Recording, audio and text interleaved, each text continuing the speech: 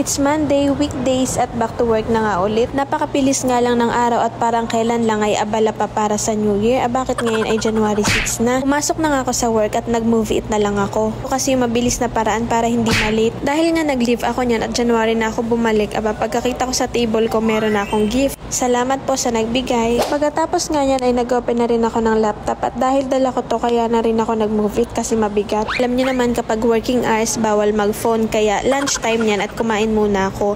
Bumili muna ako dyan ng salmon na sinigang at dahil meron doon ayun na lang yung pinili ko. Nga pala ako nagbabaon ng kanin. Ang ginagawa ko na lang bumibili na lang ako sa labas dahil mura lang dito sa amin. Tapos nga niyan around 3 PM ay pinatawag ako dahil nga meron kaming event na gaganapin sa January 15. Ito yung year end namin. At dahil nga late kami dahil wala kaming Christmas party, ito yung gaganapin namin na kasayahan. Ang team nga namin dyan ay gala night kaya kailangan ay bonggang-bongga at i-update ko kayo dun sa sunod. Around 6 PM na nga niyan, Diyos ko hulas na si ate mo at ayan nga pauwi na ako niyan talagang gabi na bago ako makauwi. Kung alam niyo yung lugar na to o alam niyo na malapit lang yung work ko dito. Ito yung senaryo ko tuwing umuwi, bali maglalakad lang ako dyan dahil malapit lang kami sa MRT station at ayan yung mismong MRT station ng Magallanes talaga namang sobrang ganda niya at medyo wala pang traffic niyang lagay na yan. Huy, alam nyo ba ito ang isa sa inaangal ko itong pag-commute dahil sobrang hirap mag-commute kasi isipin nyo maglalakad ka pa sa taas ng MRT tapos pipila ka pa sa jeep makikipagsiksikan. Hay Diyos ko kung alam nyo lang ang buhay dito sa Manila. Huy, alam nyo na yung mga uwing-uwi dyan ng probinsya ay siya tara na't ako isama nyo na.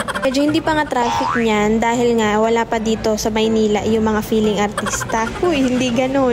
At pagkatapos nga nan, pumila na rin ako at naghintay na rin ako ng tren dito sa Magallanes Station. Bali, ang baba ko nga niyan ay Guadalupe Station dahil dun yung sasakyan papuntang jeep pauwi sa amin. Uy, alam nyo ba, ituturo ko sa inyo, kapag kayo baguhan dito mag-commute, huwag kayong mahiya, kailangan nyo makipagsagupaan. Dahil kapag hindi nyo ginawa yun, hindi kayo makakasakay nasabi ko sa inyo. Lalo na dito, hindi hiwalay ang babae at lalaki. Merong hiwalay na babae dun sa mismong MRT. Kaya kung dun ka sa random na sasakay kasama yung mga lalaki sa mismong train station, kailangan mo makipag-unahan kasi talagang siksikan. At kailangan mo syempre na mahabang pasensya. Syempre, alam mo na ganito dito sa Maynila. Hindi nga talaga ako sana mag-commute niyan dahil naisip ko mag-move it. At pagkarating ko nga dito sa Guadalupe Station, naisip ko na lang mag-commute mag-jeep kasi may bibilin ako dito. Pagkababa ko nga ng MRT ay may nakita akong ukay dito. Titingin kasi ako na nga gamitin ko para sa event. Dahil medyo clumsy at medyo ma-arts kasi ako sa design, ay ang gusto ko ako na lang yung magdi-design. Kaya ang naisip ko na lang na bumili na lang ako ng fabric na tela, silk, tapos ako na lang yung gagawa ng paraan. Habang ako naglalakad niyan papunta doon sa bilihan ng tela, may nakita akong dulong dito at ang sabi ko, bibili ako at itutorta ko sa bahay kasi gustong gusto ko tong isda na to kasi walang tinik at sobrang liliit na. Pagkarating ko nga niyan dito sa bilihan ng tela, talagang nakikita ko ang gaganda ng tela niya. Meron siyang velvet, fabric, mga ganyan. So ang pinili ko dyan yung silk. Ang kinuha ko nga dyan color ay color red at color black. Syempre alam niyo naman ang gala night, pang malakasan. Dadalawang isip nga ako dyan kung anong pipiliin kong color kasi meron dyan na rose gold, emerald green, orange, red, purple.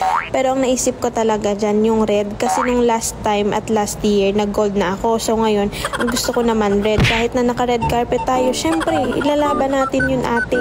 Habang naghihintay ako niyan, naisip ko nga niya na mag-move it kasi nga wala akong kasama at medyo maraming pila sa jeep. Habang ako naghihintay dyan ng rider, nakita ko itong balot at mani. Diyos ko, ang sarap naman kumain. Ay dahil pauwi na tayo, syempre hindi tayo bumili at Pecha de Peligro pa. Bakit naging Pecha de Peligro? Syempre, naging feeling Santa nung Pasko. Ending, walang natira, tama. At pagkasakay ko nga dyan sa mismong move it ay nag-medyo lang ako konti at hindi na rin ako nag-phone kasi mahirap na. At pagka uwi ko nga niyan sa bahay, chinek ko itong susuotin ko. Ayan siya yung color niya. Dahil nga mahilig ako sa design, color red yung pinili ko at gagawan ko yan ng paraan. So abangan nyo yung gagawin ko ngayong weekend at pag-aabalahan ko yan para sa event. So bibigyan ko kayo ng update dyan sa gagawin kong gown. Na-excite na ako sa gagawin kong design kaya abangan nyo at bibigyan ko kayo dyan ng latest update. Mura lang kasi yung nabili ko niyan per yard ng silk. Bali 100 pesos lang siya at natawaran ko pa. At 3 yards ngayon nabili ko dyan. Medyo mahaba pala pero okay na yan para magamit at meron pang excess. At dahil sobrang OA, syempre sinukat na natin siya. At syempre pagkatapos niya, niluto ko na rin itong binili ko. Kaysa naman masira pa, hindi pa ako kumakain. Binili ko na siya at niluto. So ayun lang. O siya paano, hanggang dito na lang at ako'y kakain na. Sa susunod ulit.